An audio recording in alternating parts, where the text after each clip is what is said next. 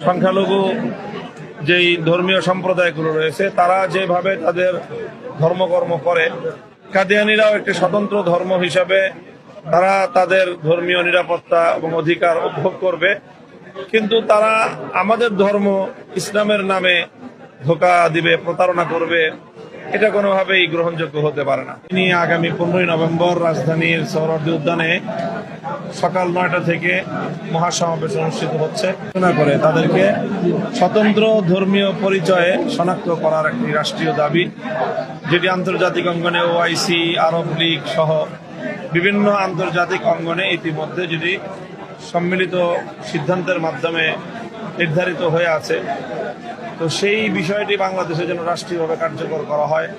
আমরা শুধু সেই জায়গাটা থেকে তাদের ধর্মীয় পরিচয় শনাক্ত করার রাষ্ট্রীয় আয়োজন আমরা চাই, যাতে তারা কোনো সরল প্রাণ মুসলমানকে ইসলামের নামে ধোঁকা দিতে না পারে।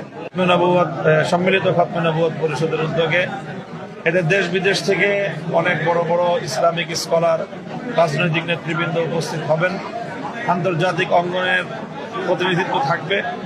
তো এই মহাসমাবেশকে সফলকাম করার জন্য আজকে সংবাদ সম্মেলনের মাধ্যমে জাতির কাছে এই